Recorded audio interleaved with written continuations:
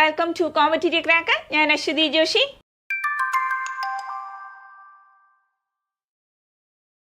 അപ്പം നമുക്ക് ഇനിയും LPUP പഠിച്ചു തുടങ്ങാൻ സമയമായില്ലേ? ആയോ? നിങ്ങളൊക്കെ ഒന്ന് ആലോചിച്ച് നോക്കിക്കേ, എന്തിനാണ് LPUP ഇപ്പോഴേ പഠിച്ചു തുടങ്ങണം എന്ന് പറയുന്നത്? നിങ്ങൾക്കറിയാം, കഴിഞ്ഞ LPUPയുടെ ഇൻ്റർവ്യൂ ഒക്കെ നടന്നുകൊണ്ടിരിക്കുകയാണ് അല്ലേ? അപ്പം നിങ്ങളിൽ പലർക്കും നന്നായിട്ട് പ്രിപ്പയർ ചെയ്തതിന് ശേഷവും കിട്ടാതെ പോയ ഉദ്യോഗാർത്ഥികളുണ്ട് അല്ലേ? അവർക്കൊക്കെ ഒരുപാട് നിരാശയുണ്ട്.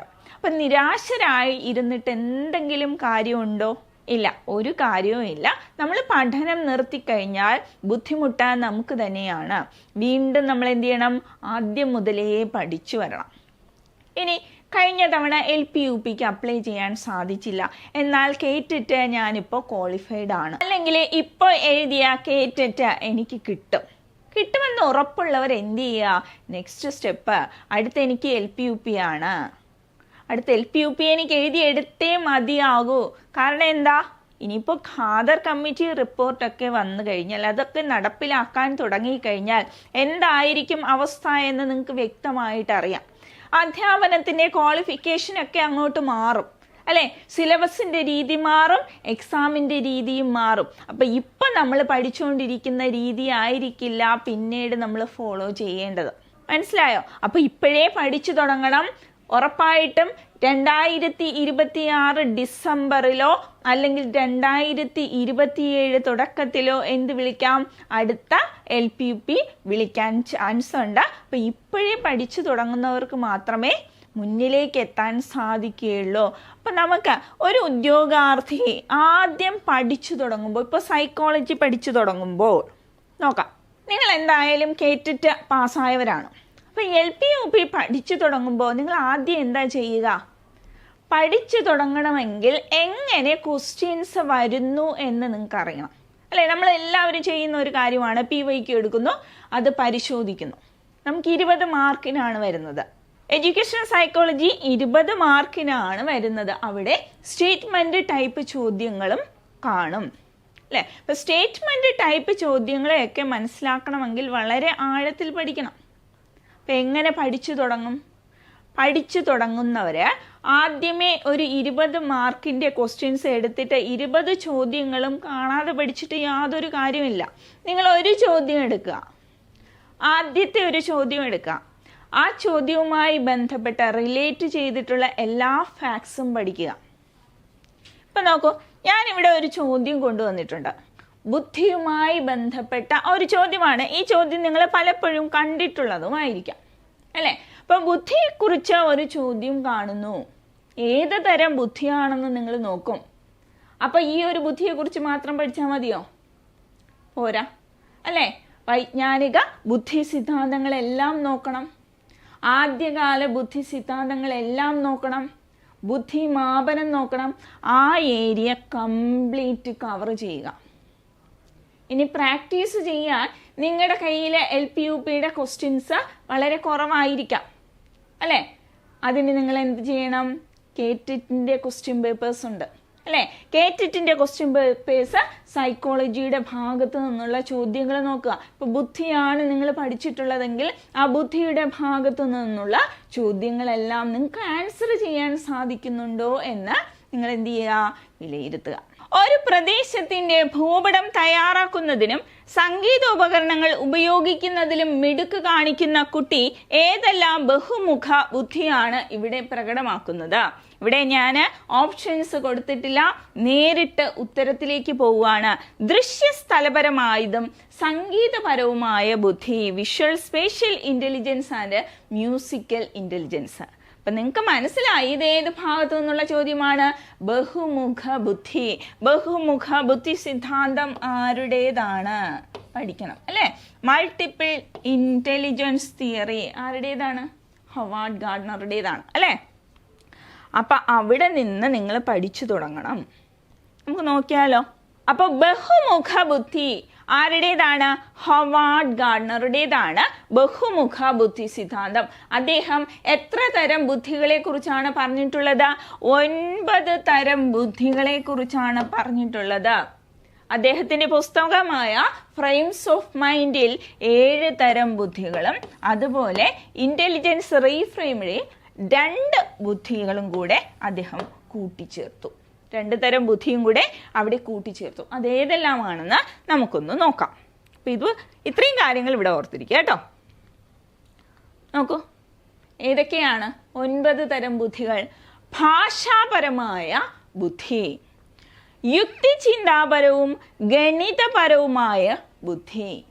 നിങ്ങൾക്കറിയാം LP-UPക്ക് മലയാളത്തിലാണ് ക്വസ്റ്റ്യൻസ് വരുന്നത് അല്ലേ? അപ്പൊ നമ്മൾ മലയാളത്തിൽ പഠിച്ചേ പറ്റുള്ളൂ. 3 ദൃശ്യസ്ഥലപര ബുദ്ധി, 4 ശാരീരിക ചലനപര ബുദ്ധി, 5-മത്തേത് ഏതാണ്? സംഗീതപരമായ ബുദ്ധി.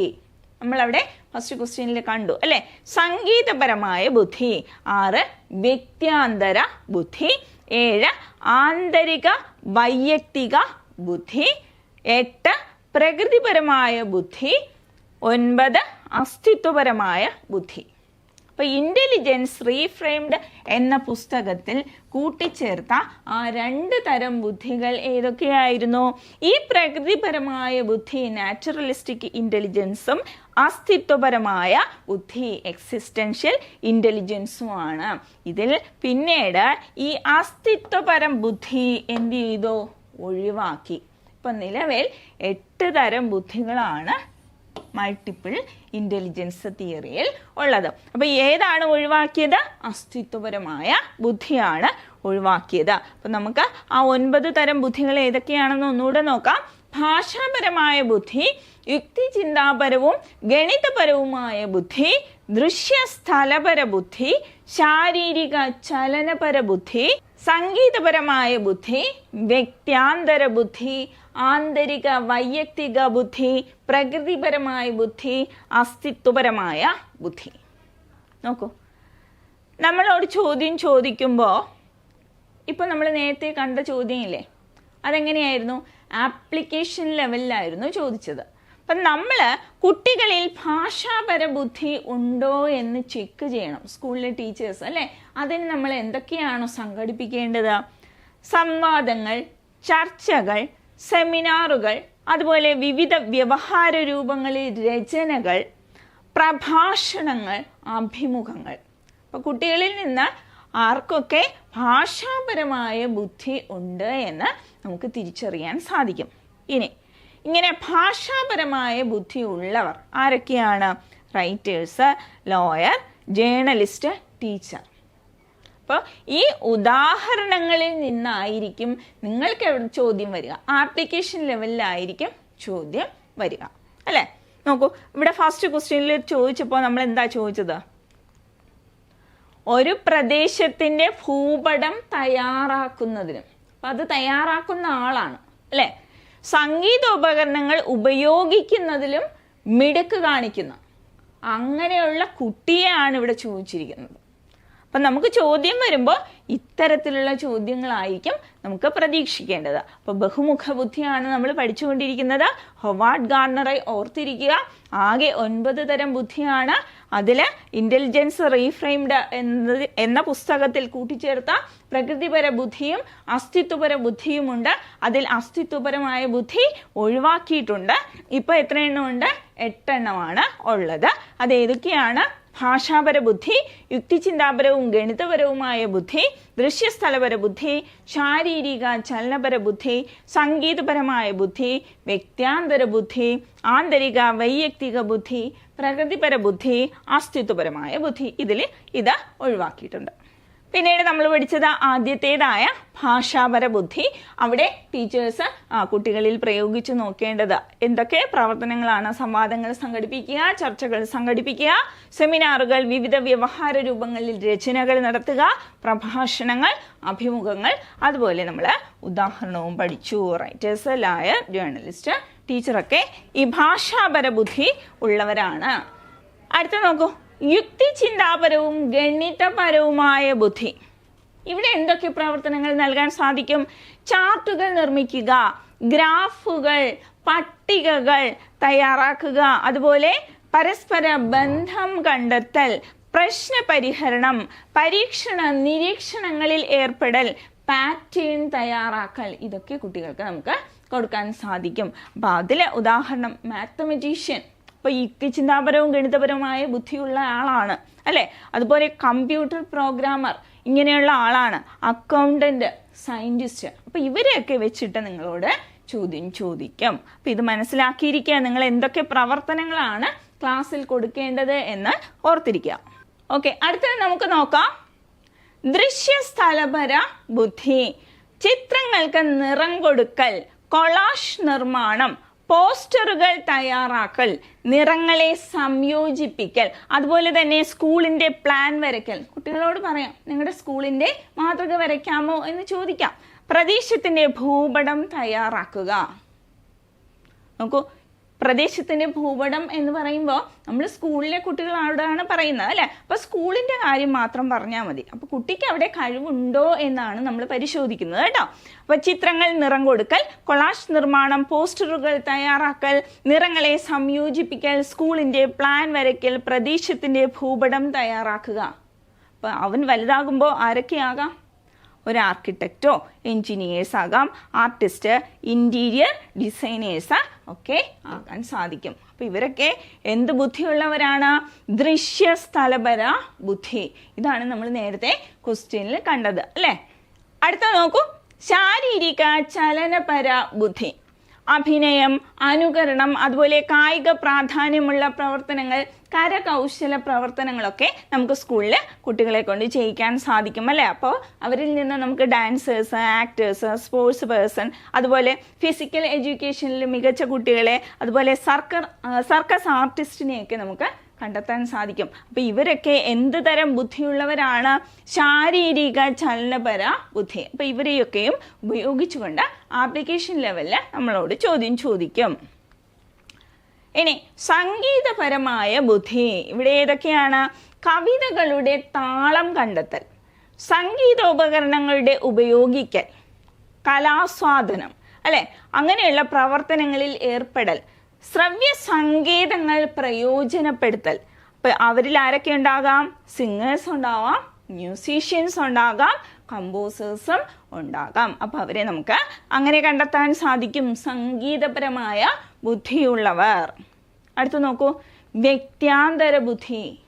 വ്യക്ത്യാന്തര ബുദ്ധി, അവിടെ ഏതൊക്കെ പ്രവർത്തനം കൊടുക്കാം? സഹകരണ പ്രവർത്തനങ്ങൾ, ഗ്രൂപ്പ് പ്രവർത്തനങ്ങൾ, അതുപോലെ അനുഭവങ്ങൾ പങ്കുവെക്കൽ, പരസ്പരം വിലയിരുത്തൽ, അതുപോലെ മറ്റുള്ളവരുടെ കാഴ്ചപ്പാടിൽ നിന്നുകൊണ്ട് നോക്കിക്കാണൽ. ആരൊക്കെ വരാം? ഒരു പൊളിറ്റീഷ്യൻ, ഒരു councillor, sales person, social worker ഒക്കെ വ്യക്ത്യാന്തര ബുദ്ധിയുള്ളവരാണ്. അടുത്ത് നോക്കാം നമുക്ക്, ആന്തരിക വൈയക്തിക ബുദ്ധിയുള്ള ആള്. അപ്പം നമ്മൾ നേരത്തെ പഠിച്ചത് വൈയക്തിക ബുദ്ധിയുള്ളതാണ് അല്ലെ. ഇനി ആന്തരിക വൈയക്തിക ബുദ്ധി, ജേണലുകൾ നിർമ്മിക്കൽ, വായനാക്കുറിപ്പ് തയ്യാറാക്കൽ, സർഗാത്മക പ്രവർത്തനങ്ങളിൽ ഏർപ്പെടൽ, സംവാദങ്ങളിൽ ഏർപ്പെടൽ, ചർച്ചകളിൽ പങ്കെടുക്കൽ. ആരൊക്കെ വരാം? ഒരു ഫിലോസഫർ, റൈറ്റർ, സയന്റിസ്റ്റ്, റിസർച്ചറൊക്കെ ഈ ഗണത്തിൽ പെടാം. അടുത്ത് നോക്കൂ, പ്രകൃതിപരമായ ബുദ്ധി. പ്രകൃതി സംരക്ഷണം, പ്രകൃതി വസ്തുക്കളെ തരംതിരിക്കൽ, കാലാവസ്ഥാ വ്യതിയാനം മനസ്സിലാക്കൽ, അതുപോലെ പക്ഷി മൃഗാദികളുമായി സംവദിക്കൽ. ആരൊക്കെ വരാം? ഒരു ഗാർഡനിങ് ചെയ്യുന്ന ഒരാള് അല്ലെങ്കിൽ ജിയോളജിസ്റ്റ് ഒക്കെ ഈ ഗണത്തിൽ പെടും. നോക്കൂ, അസ്തിത്വപരമായ ബുദ്ധി, ഇത് പഠിക്കണമെന്നില്ല, ജസ്റ്റ് പറഞ്ഞു എന്നേ ഉള്ളൂ. ഇത് അദ്ദേഹം ഒഴിവാക്കിയതാണ് കേട്ടോ. ദിനാചരണങ്ങൾ, അനുസ്മരണ, മഹത് വചനങ്ങൾ, തത്വശാസ്ത്രപരമായ ചർച്ചകൾ, ഇതൊക്കെ ഇവിടെ ഉൾപ്പെടും. അപ്പം നമ്മുടെ സന്യാസിമാരൊക്കെ അതിൽ ഉൾപ്പെടുന്നവരാണ് കേട്ടോ. അപ്പം ഇത്രയാണ് ബഹുമുഖ ബുദ്ധി എന്ന് കേൾക്കുമ്പോൾ നിങ്ങൾ പൊതുവെ അറിഞ്ഞിരിക്കേണ്ട കാര്യങ്ങൾ. ഇനി നമ്മൾ അറിയേണ്ടത് ആപ്ലിക്കേഷൻ ലെവലിൽ എത്രത്തോളം ചോദ്യങ്ങൾ ഇതിൻ്റെ ഭാഗത്ത് നിന്ന് വന്നിട്ടുണ്ട് എന്നുള്ളത് പഠിക്കുകയാണ്. അപ്പോൾ ഈ ഒരു രീതിയിൽ വേണം നിങ്ങൾ പഠനം മുന്നോട്ട് കൊണ്ടുപോകാൻ. ഒരു ക്വസ്റ്റ്യൻ പേപ്പറിനെ അനാലിസിസ് ചെയ്യുമ്പോൾ ആദ്യം ക്വസ്റ്റ്യൻ എടുക്കുക. ഒരു ക്വസ്റ്റ്യനെ എടുക്കാവൂ ആദ്യം. ഒരു 20 ക്വസ്റ്റ്യൻ എടുത്തിട്ട് 20 ക്വസ്റ്റ്യനും ഫുള്ളായിട്ട് കാണാതെ പഠിക്കുവാനൊന്നും പോകരുത്. ഒരു ക്വസ്റ്റ്യനെ എടുക്കുക, അതിൻ്റെ ഓപ്ഷൻസ് നോക്കുക, അനാലിസിസ് ചെയ്യുക, ആ പാർട്ടിൽ നിന്നുള്ള എല്ലാ ചോദ്യങ്ങളെയും അതുപോലെ അതുമായി ബന്ധപ്പെട്ട് റിലേറ്റ് ചെയ്ത് വരുന്ന എല്ലാ ഫാക്ട്സുകളെയും. ഇനി തിയറി ബേസ് ആണെങ്കിൽ തിയറികളെല്ലാം നന്നായിട്ട് പഠിക്കുക, ആഴത്തിൽ തന്നെ പഠിക്കണം. അപ്പോൾ നമ്മുടെ ഇവിടെ LPUPയുടെ പുതിയ ബാച്ച് സ്റ്റാർട്ട് ചെയ്തിട്ടുണ്ട്. ഒരുപാട് കുട്ടികൾ ജോയിൻ ചെയ്ത് കഴിഞ്ഞു. അപ്പോൾ ഈ ഒരു അവസരം പാഴാക്കരുത്. നമുക്ക് 2030 മുന്നേ അല്ലേ ഖാദർ കമ്മിറ്റി റിപ്പോർട്ട് വരുന്നതിന് മുമ്പേ, അത് നടപ്പിലാക്കി തുടങ്ങുന്നതിന് മുമ്പേ വരുന്ന ഒരു LPUP ആയിരിക്കാം. അപ്പോൾ അധ്യാപനത്തിൻ്റെ ക്വാളിഫിക്കേഷനൊക്കെ മാറുന്നതിന് മുമ്പേ നമ്മുടെ ലക്ഷ്യത്തിലേക്ക് നമ്മൾ നീങ്ങണം. ഇപ്പോഴേ സ്റ്റാർട്ട് ചെയ്യുക. 2026 ലാസ്റ്റിലോ അല്ലെങ്കിൽ 2027 തുടക്കത്തിലോ എന്ത് വിളിക്കാം? അടുത്ത LPUP ഉറപ്പായിട്ടും വിളിച്ചിരിക്കണം. അപ്പം നമ്മുടെ കോഴ്സിൻ്റെ പ്രത്യേകതകളൊക്കെ നിങ്ങൾക്കറിയാം. ലൈവ് ക്ലാസ്സുകൾ ഉണ്ടാകും, നിങ്ങളുടെ PYQ സെക്ഷൻസ് ഉണ്ടാകും. അവിടെ നിങ്ങൾക്ക് ഡൗട്ടുകളെല്ലാം ക്ലിയർ ചെയ്യാം. അതുപോലെ തന്നെ നിങ്ങൾക്കൊരു മെൻറ്ററിൻ്റെ സപ്പോർട്ട് പൂർണ്ണമായും ഉണ്ടായിരിക്കും. നിങ്ങളുടെ പ്രതിസന്ധികൾ എന്താണ്, അല്ലെങ്കിൽ നിങ്ങളുടെ പഠനത്തിൽ വരുന്ന പ്രശ്നങ്ങൾ എന്താണ്, അതൊക്കെ പരിഹരിച്ചുകൊണ്ട് നിങ്ങൾക്ക് മുന്നോട്ട് പഠിക്കാവുന്നതാണ്. അപ്പോൾ തീർച്ചയായിട്ടും ജോയിൻ ചെയ്ത് പഠിക്കുക. താഴെ കാണുന്ന നമ്പറിൽ കോൺടാക്റ്റ് ചെയ്യുക. അപ്പോൾ ഇതുപോലുള്ള ക്ലാസ്സുകളുമായി വീണ്ടും കാണാം. താങ്ക്